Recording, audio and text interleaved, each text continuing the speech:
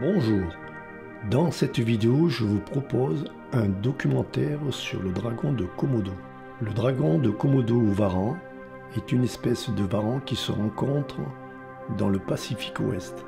L'Indonésie compte de nombreuses îles du Komodo, Rinca, Flores, Gili Montang et Gili d'Asami.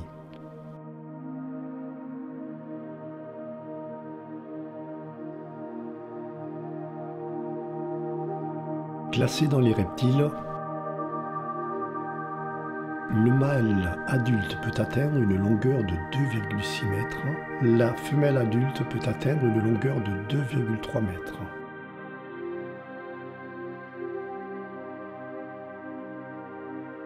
Sa vitesse est de 20 km maximum sur Terre.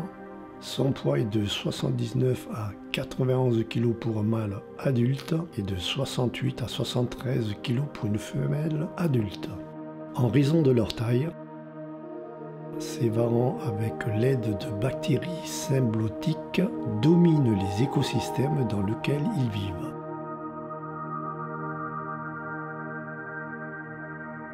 Bien que les dragons du Komodo mangent surtout des charognes,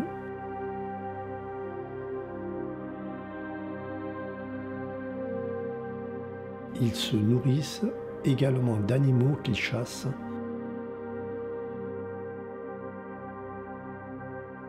invertébrés, oiseaux ou mammifères.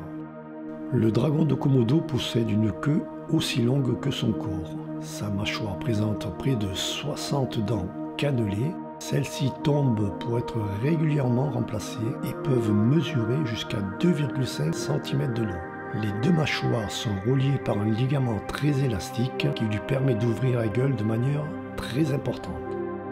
Sa salive est souvent teintée de son propre sang.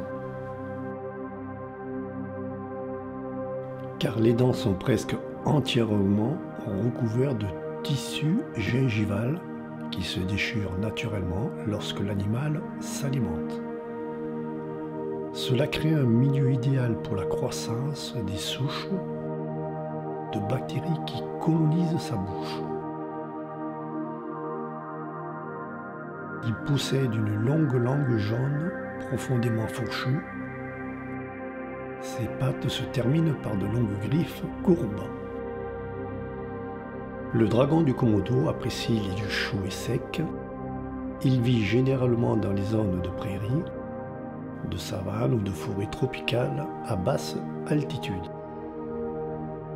En tant qu'animal poikilotherme, dit à sang-froid, il est plus actif dans la journée, même s'il présente une certaine activité nocturne.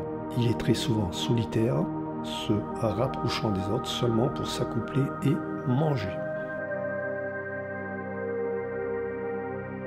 Lorsque le dragon de Komodo arrive à l'âge adulte, il utilise ses griffes de ses pattes antérieures pour creuser des galeries qui peuvent atteindre 1,3 m de large. En raison de sa grande taille et de son habitude de dormir sous terre, il est capable de conserver la chaleur de son corps tout au long de la nuit et de minimiser sa période de réchauffement matinal. Le dragon de Komodo chasse généralement l'après-midi, mais reste à l'ombre dans les racines traçantes d'un arbre pendant des heures les plus chaudes de la journée. Les dragons de Komodo sont carnivores. Les adultes, bien qu'ils se nourrissent essentiellement de charognes, peuvent également tuer des animaux dont ils s'approchent furtivement. Arrivés à proximité, ils les attaquent soudainement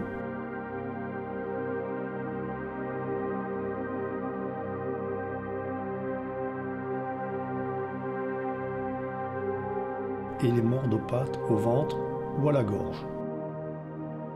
Des biologistes comme Walter Offenberg, qui ont étudié les dragons de Komodo dans les années 1970 et 1980, ont remarqué que les buffles d'eau qui s'échappaient après une première morsure de dragon mouraient ensuite par septicémie à la suite de l'infection de leur plaie. Ils en avaient conclu que la salive du dragon de Komodo contenait des bactéries mortelles qui tuaient leur proie. Cette hypothèse semblait confirmée par l'identification dans la salive du dragon de plus de 28 souches grammes négatifs et 29 souches grammes positifs. Elles ne sont pas placées en dessus de la mâchoire comme chez le serpent, mais en dessous. La sécrétion du venin se fait dès la première morsure. Lorsque l'animal ferme sa gueule, des muscles pressent sur les glandes, faisant sortir le venin. Chez l'animal mordu, le venin provoque une forte chute de pression artérielle. Il n'existe pas d'antivenin spécifique à la morsure du dragon de Komodo.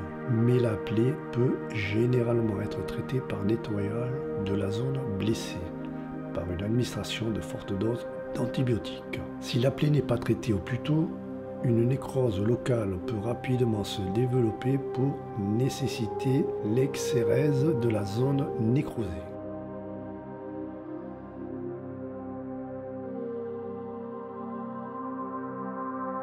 Ce documentaire prend fin. Celui-ci vous a plu. Je vous invite à cliquer sur j'aime et à vous abonner à ma chaîne. Mes salutations à vous.